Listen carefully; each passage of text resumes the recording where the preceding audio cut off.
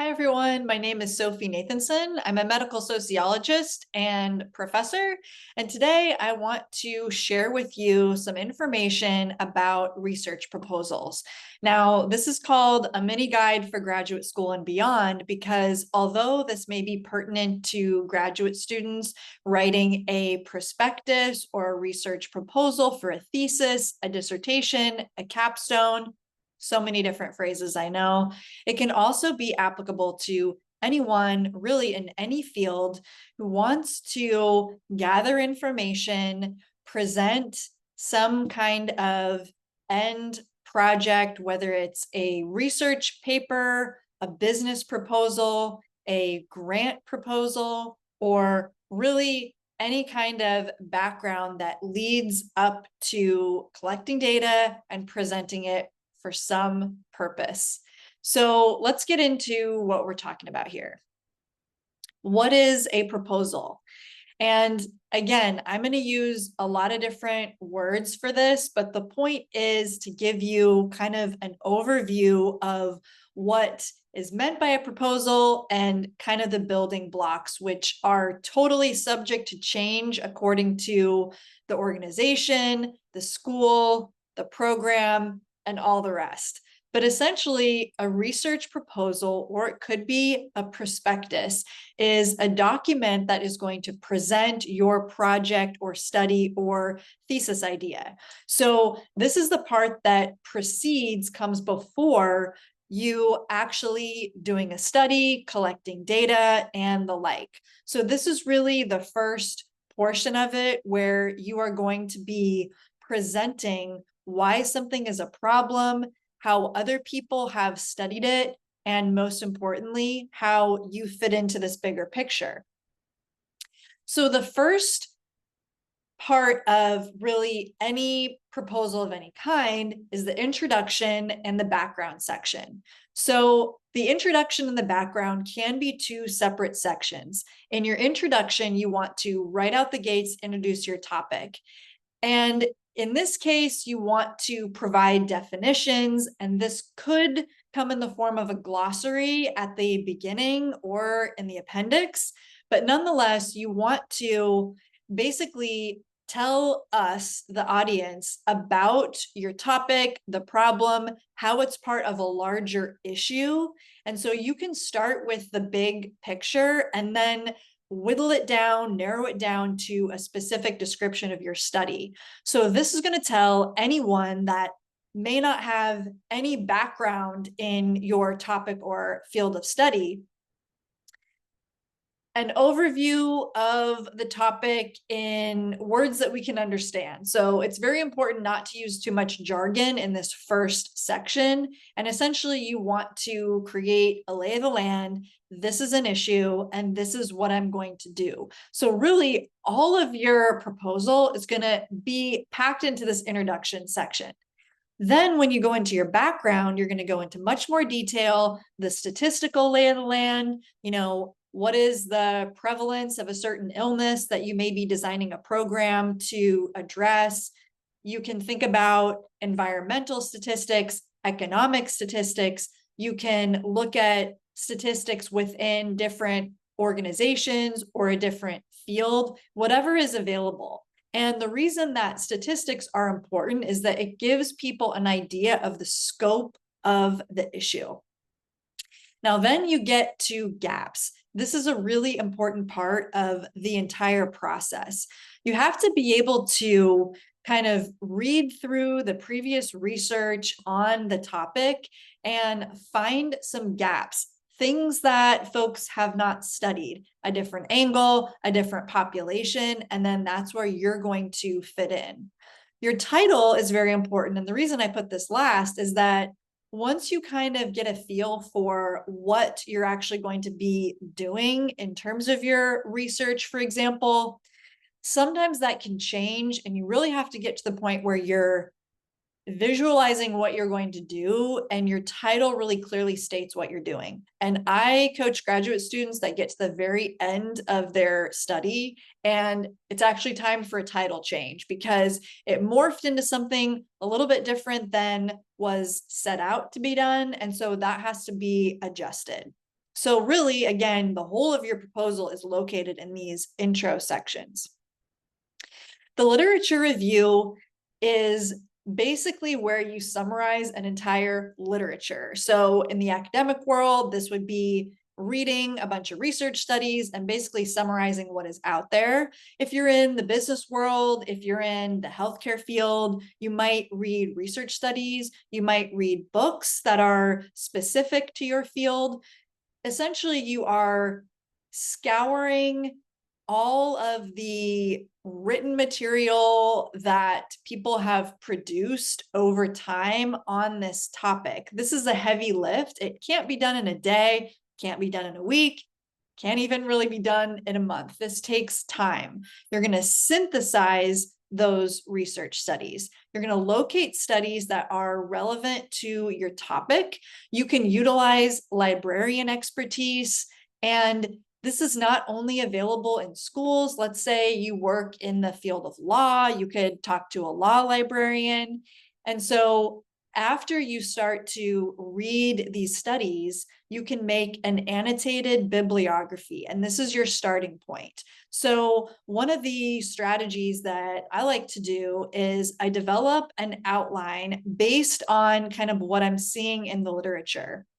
And so the annotated bibliography is the reference of the study that you're presently reading. After you've read it and taken notes, you want to actually summarize the study with a short paragraph that also links it to what you are going to do. And so that will help you kind of gather all of that information, and then you can start organizing it according to your outline. More on the annotated bibliography. This is going to be a list of references and summaries. You're going to paraphrase everything. And so you're practicing how to paraphrase so you don't plagiarize. Really, the reason that you would use a direct quote would be if the authors just said it in a really articulate way, or they had a metaphor that was really powerful. Otherwise, you want to rephrase it so that you can practice your understanding of the material.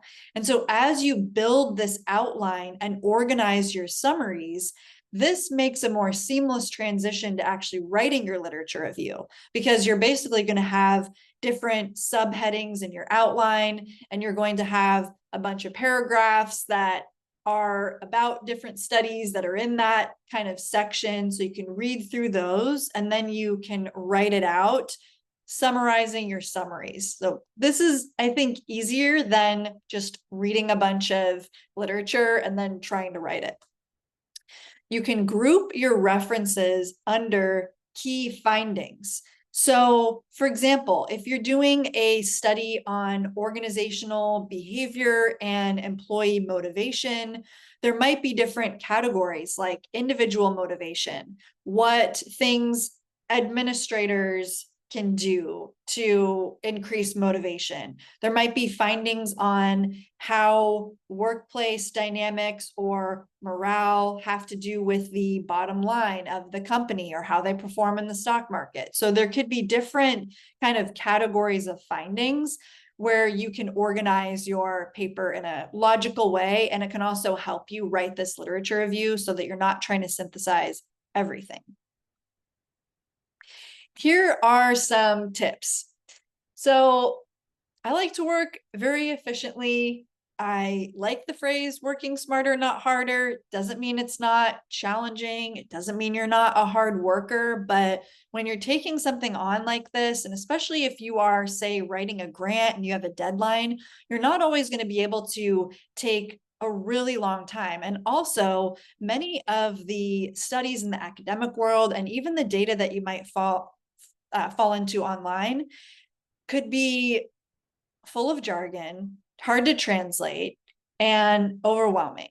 So a good practice would be to find a overarching kind of review article that is going to give you the lay of the land. And I should say, shoot for recent studies, especially for statistics. You don't want to lead with, presently, this is the prevalence of a certain disease, and the citation is 2017. I mean, even anything pre-COVID, You should do something after kind of the height of the pandemic, but also you might use statistics before and after to see if it has significantly changed, which is the case for many things that we're studying now.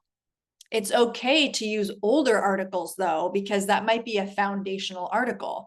For example, in medical sociology, one of the foundational theories, fundamental cause theory, which posits that health inequalities are due to underlying conditions like the distribution of resources in a community, that is a foundational piece. So I might cite that, even though it's very old, relatively speaking now, it's a part of setting the stage. So back to the review article thing. It could be a review article, it could be a book chapter. A review article is going to review many different studies. So that means a researcher is basically doing a literature review, kind of doing it for you. So you can see how they organize things. And this is really helpful to make your outline, but also to use their references. Find out what studies that they referenced and then add that to your literature review and read the studies that are pertinent to your specific topic.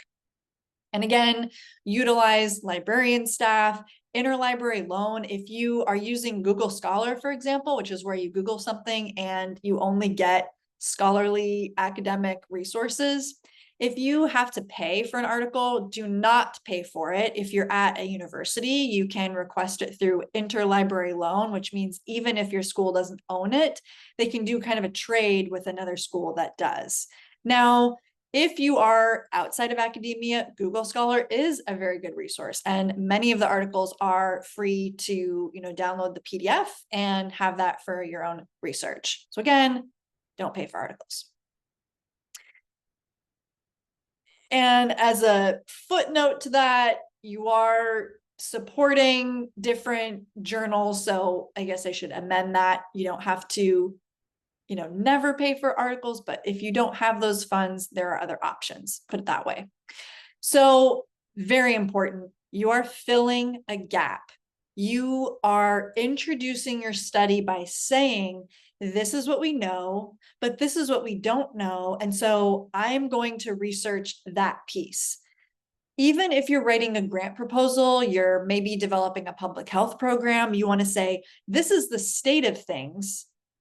These are the problems that have not been solved, or this is a program that was successful in this city, but it hasn't been tried in our community. So we want to gather information on our community so that we can develop a program that's going to be successful here. It could be what has not been studied, what has not been tried. There could be a product that is filling a gap, something like in the prosthetics world, there are prosthetics for these different conditions, but there isn't one specifically for this activity, and we want to fill that gap. You're joining a conversation, you're not starting your own conversation that's, kind of out of left field. Then you get into your method, your variables, your study design. And to break down a research design in kind of the simplest form, you are going to be interested in some kind of outcome variable. You might also say it's the dependent variable. It's what you're studying that depends on your independent variable, your other factors. I like to use factors and outcomes, but there are lots of other ways to say this. But what we mean is we are studying something, and then we are studying how something else could contribute to that, could affect that. So we could say that we're looking at the high school graduation rate, and we want to specifically look at the effect of student-teacher interaction, the quality of student-teacher interaction as a predictor of the high school graduation rate or the likelihood of somebody graduating from high school. So it's important to identify these variables, to have many other variables. So in that situation, you would control for or also collect data on anything else that may also affect high school graduation rate: motivation, mental health, family circumstances, the economic situation of the community. Gather as many variables as you can, but also consider the feasibility.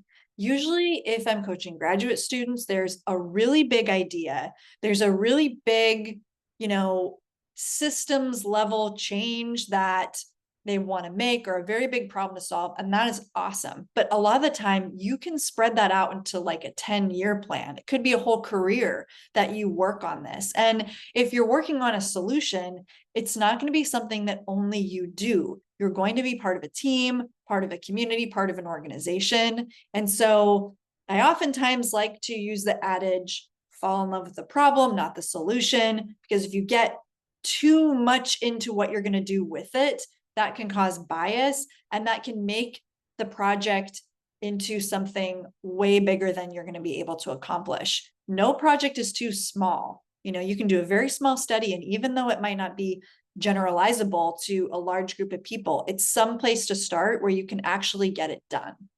So what method is going to fit? You can do an experiment, you can do a survey, you can do interviews, you can observe people, but always have a plan B. You might want to do interviews, but maybe you can't get people to be interviewed that are willing to dedicate that much time. So you end up doing an online survey instead. And then back to the variables, operationalizing your variables is very, very important. That means how specifically are you going to measure it? If you're talking about motivation, if you're talking about life satisfaction, you need a measure. You need a way to collect that data from individual to individual in a way where everybody is going to more or less interpret it in the same way, and you're able to then compare. So when you present all of this, you want to use logic. You want to say, this is the theory on how motivation relates to work productivity.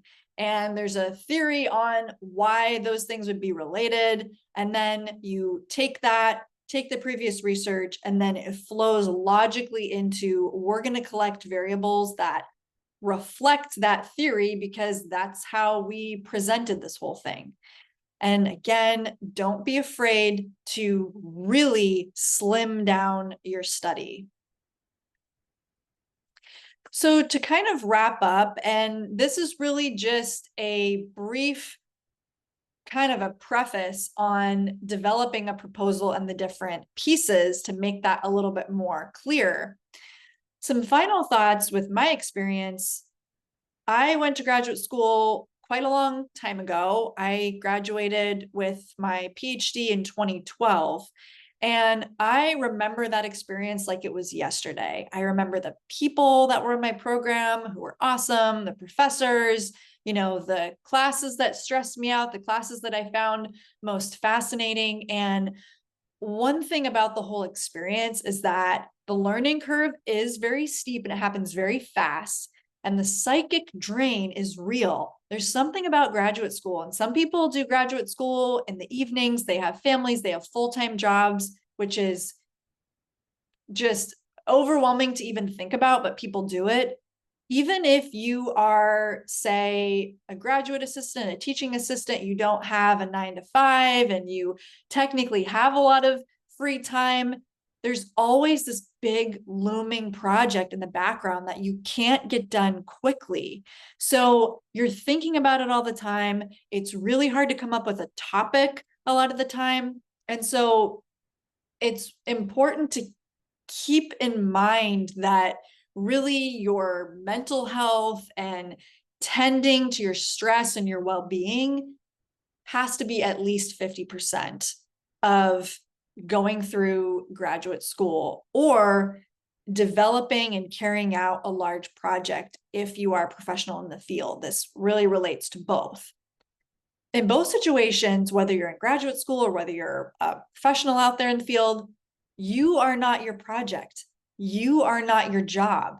And believe it or not, working with high achievers and coaching folks that might be doing a career transition, or they're experiencing burnout, or they're wanting to tackle some kind of problem and they're facing challenges, or they're working a lot and they don't feel effective, they're running into barriers, whatever it is, the more you're identifying with your work and that your identity is your professional identity or your identity, as a student of a specific field, the more you are emotionally tied to the successes and failures. And there will be ups and downs. There will be things that you find very challenging, things that are unexpected. And when you're emotionally tied to that, things go well, you might get a boost, you might feel very validated. Things don't go well, you don't get as much validated, you feel bad. And so separating yourself and really understanding what makes you you aside from your job, not even your identity as a family member, but just you understanding that only you are worthy of, all the good things in the world, like everybody is. And the people that love you, I can guarantee, don't love you because of the academic work you do or even your professional work. They may admire it and think it's really cool and brag about you to friends and family. That's not why they love you.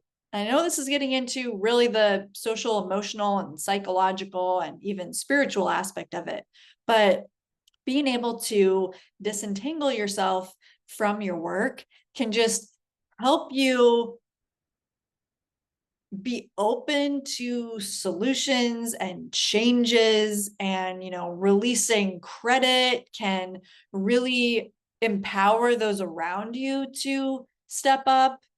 And ultimately, when you are more, I won't say disconnected, but just emotionally separated, things can bother you less, and you are more able to kind of keep your calm and navigate those interpersonal issues, show more compassion because you're not feeling personally threatened and your defenses are up and all that. So you can have a different experience if you are very stressed in your job or in graduate school, or really in any situation. You can have a different experience. If you are experiencing a lot of stress, you want to leave, you want to change it up, I would always recommend tending to your well-being. Are you eating? Are you sleeping? Are there major stresses? Is there anything in your life that you can tend to first that can change your perspective and also empower you to make that change if you need to?